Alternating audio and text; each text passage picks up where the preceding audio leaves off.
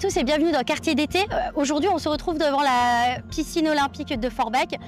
Forbach en rose revient pour une toute nouvelle édition avec une course solidaire au profit de la Ligue contre le cancer.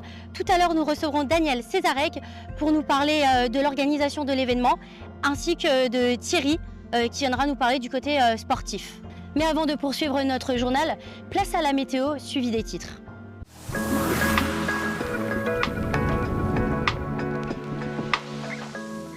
Le soleil reste maître des lieux malgré quelques petits nuages ici ou là. Quant au thermomètre, il affiche 15 degrés au lever du jour et 29 degrés en journée.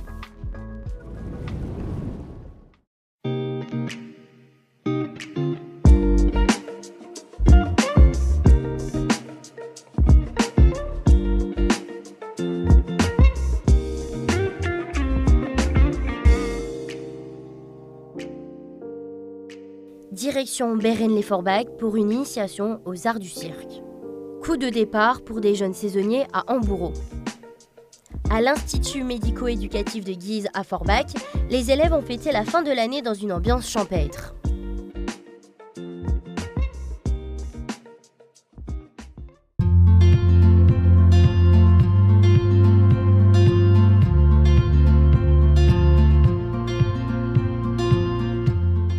Nous sommes avec Daniel Césarec, c'est le représentant de la Ligue contre le cancer. Donc c'est lui qui est à l'initiative de Forbach en rose. Alors du coup, bonjour. Bonjour. Donc on est déjà à la 6e édition de Forbach en rose. Alors comment expliquez-vous que ce rendez-vous attire chaque année autant de participants ? Alors les premières années, on avait eu 450-500 personnes, et puis au fur et à mesure, le parcours plaît, l'animation plaît, et puis la cause. On a tous quelqu'un dans notre famille qui souffre d'un cancer, et donc c'est une cause qui touche les gens et qui fait que les gens ont envie de marcher et de passer un moment de convivialité pour la Ligue contre le cancer, pour la lutte contre le cancer. Est-ce que vous avez le sentiment que Forbach en rose est devenu bien plus qu'une simple course solidaire ? Ah oui, je pense que Forbach en rose, au gré des années, c'est notre 6e année. On ne l'a pas fait en 2020 et en 2021 pour cause de pandémie, mais c'est devenu plus qu'une course, c'est un lieu de rendez-vous, c'est un lieu de solidarité et les gens se retrouvent dans ce qui est fait à Forbach en rose. Et l'an dernier, on a récolté, il me semble, 18 000 € qui ont été reversés à la Ligue contre le cancer. Concrètement, à quoi servent ces dons sur le territoire ? Donc l'intégralité des bénéfices de Forbach en rose est reversée à la Ligue contre le cancer. Alors ces dons sur le territoire servent à aider les malades. La condition sine qua non qu'on a, c'est qu'une partie de l'argent reste dans le secteur. On a à peu près un tiers qui part à la recherche et les 2 autres tiers partent dans l'aide aux malades, dans l'aide aux hôpitaux et dans les soins de support. Voilà. Merci Daniel Césarec d'avoir pris le temps de répondre à nos questions. On se retrouve tout à l'heure après le reportage. Et si la bibliothèque passait en mode cirque ? Le 1er juillet, dans le cadre de l'événement national Bibliothèque en scène, la bibliothèque Paul Bienvenu de Bérennes-lès-Forbach propose une initiation aux arts du cirque. Pour l'occasion, un artiste circassien originaire de la commune anime cet atelier. Moi, c'est une occasion de transmettre aux jeunes mes capacités, mon expérience et mon vécu. J'ai débuté étant petit, depuis mon pays d'origine, le Gabon. Donc c'est là où j'étais formé. Donc de là-bas, je suis venu un peu, comment dirais-je, découvrir le monde artistique. Donc j'ai travaillé un peu avec des grands de ce monde, des grands jongleurs, des grands filambules, des grands acrobates. Voilà. Et puis j'ai fait une tournée internationale au niveau de l'Europe. C'est facile comme ça. Lâche-moi. Une séance ludique qui offre aux participants l'occasion de s'initier à plusieurs disciplines et d'en découvrir les principales techniques. Là, c'est la jonglerie, il y a le fil, il y a un peu de portée acrobatique. L'objectif, c'est d'abord de les apprendre d'abord à manipuler des objets comme les balles, des massues, marcher sur la corde. Et puis le cirque permet aussi aux enfants aussi de s'encadrer, pour avoir d'esprit sain. Ce sont près de 25 enfants, petits et grands, qui tentent l'expérience en se mettant dans la peau d'apprentis circassiens. Je suis venue ici pour m'amuser et pour rendre les mercredis un peu plus mouvementés. J'aime bien lire, moi, et que je trouve que c'est cool les activités aussi. Et qu'au moins on est ensemble un petit moment. Prends ton temps. Au fil des ateliers proposés, chacun finit par avoir son petit favori, celui qui capte le plus son attention. Le film. Au moins, ça nous apprend des choses et si on est bloqué dans une situation compliquée, ben, au moins on peut s'échapper en passant par les fils. Moi, c'était quand on tenait sur la balle parce que je trouvais que c'était rigolo de tenir sur une balle et on voyait tout ce qu'il y avait autour. Pour l'instant, ce que j'ai préféré, c'était le jonglage avec les fleurs. J'ai trouvé le plus dur les saltos. C'était très difficile. Le fait de sauter 3 fois d'affilée, c'était trop. C'est une dernière touche circassienne qui vient marquer la fin des activités proposées dans le cadre de Bibliothèque en scène.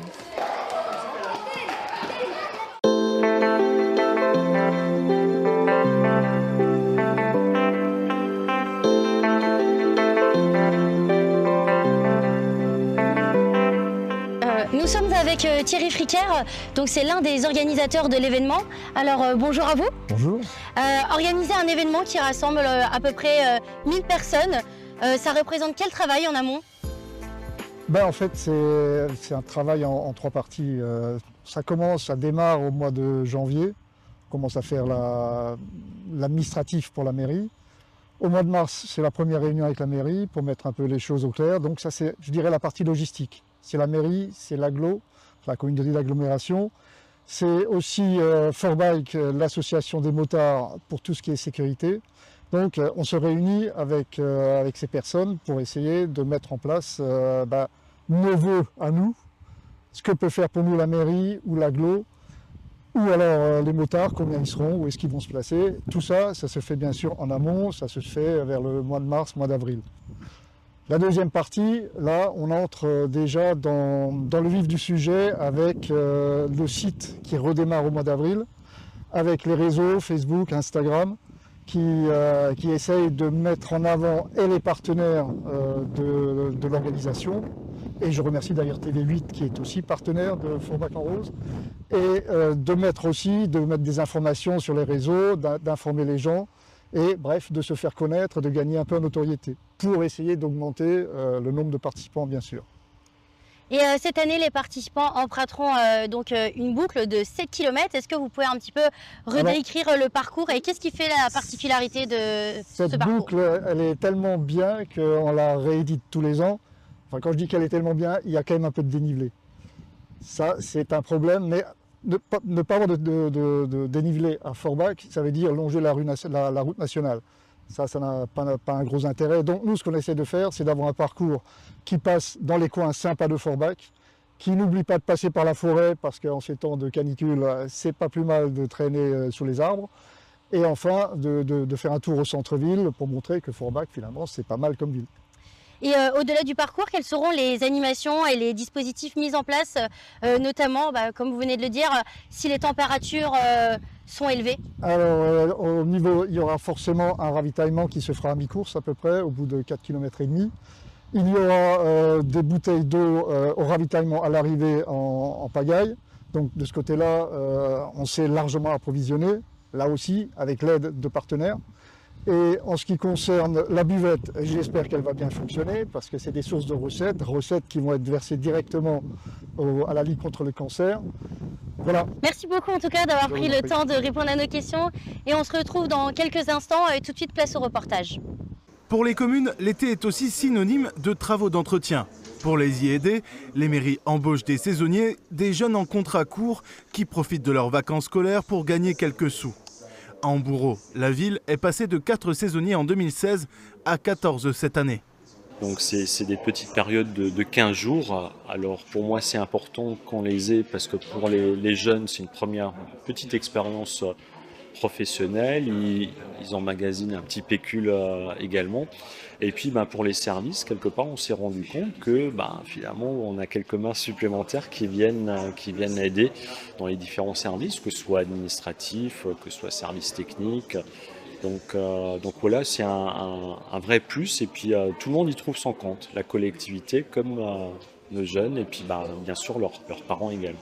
Chacun ses raisons pour rejoindre les saisonniers. De 16 à 21 ans, les jeunes peuvent s'engager dans les domaines techniques, entretien des espaces verts, des routes et de la commune en général, Pour d'autres, c'est l'administratif qui prime, comme pour Janan, en deuxième année de master en droit, qui a trouvé sa place avec la directrice des ressources humaines de Homburo.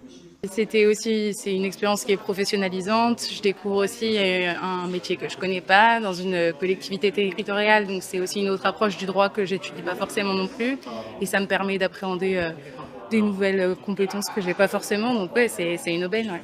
Pour d'autres, il faudra travailler sous le soleil, une contrainte qui ne les effraie pas. Donc j'étais assez motivé pour faire quelque chose de l'été, puisque comme on est en vacances scolaires, j'avais pas grand chose à faire, et j'étais plus motivé pour faire quelque chose de mes vacances. Et les espaces verts, ça m'a assez convaincu, parce que ça aide un peu la ville où j'ai grandi. Et ça me plaisait plus que de l'administratif. J'aime bien les choses manuelles, donc je me suis proposé directement aux espaces verts. Et j'étais très content d'être pris. Et puis, sans doute la meilleure des motivations, le pécule amassé qui leur servira pour leurs études et leurs loisirs des vacances. C'est surtout une aide financière, parce que je suis dans les études. Et donc du coup, j'ai un appartement et voilà, donc... surtout pour m'aider financièrement que je fais ça. Homburo peut se vanter d'avoir réussi à réunir autant de jeunes autour d'une même mission, entretenir les communes, tout en faisant leur premier pas dans le monde du travail.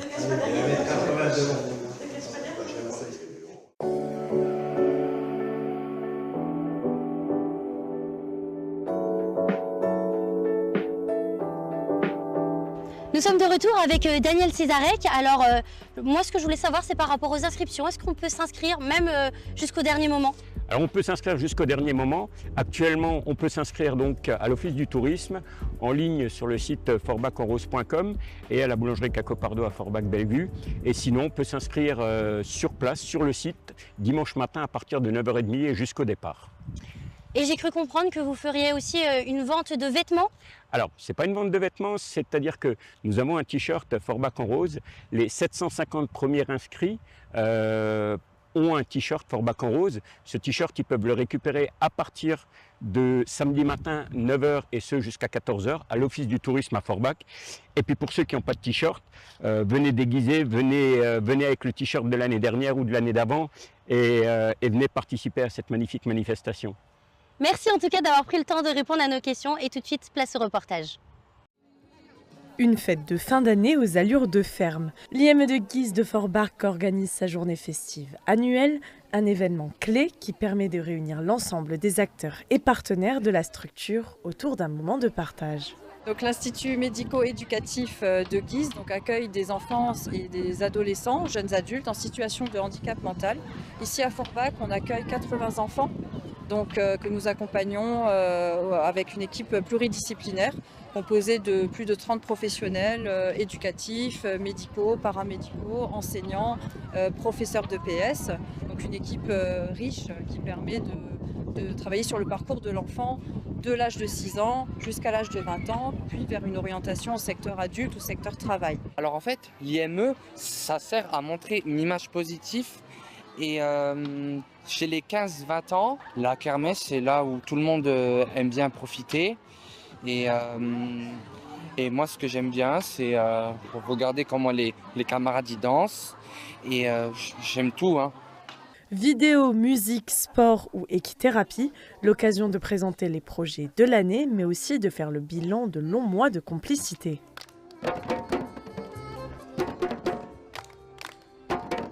On est très content de cette année, avec une année riche en événements, en milieu ordinaire, au niveau sportif, au niveau culturel, au niveau éducatif et du soutien de nos partenaires. On souhaite maintenir un accompagnement de qualité avec le soutien de nos partenaires extérieurs, un soutien renforcé aussi accru de donateurs et puis une intégration de nos élèves en milieu ordinaire sans représentation négative du handicap. Des projets réussis et des souvenirs plein la tête. L'IME de Guise conclut son année en beauté et se tourne déjà vers la rentrée. J'ai pas encore 30 ans et j'ai bien réussi. Mon compte en banque est rempli. Allez, salut les pauvres, je vous laisse, j'ai une finale à gagner. Maman, elle dit, tu dois aller en bas.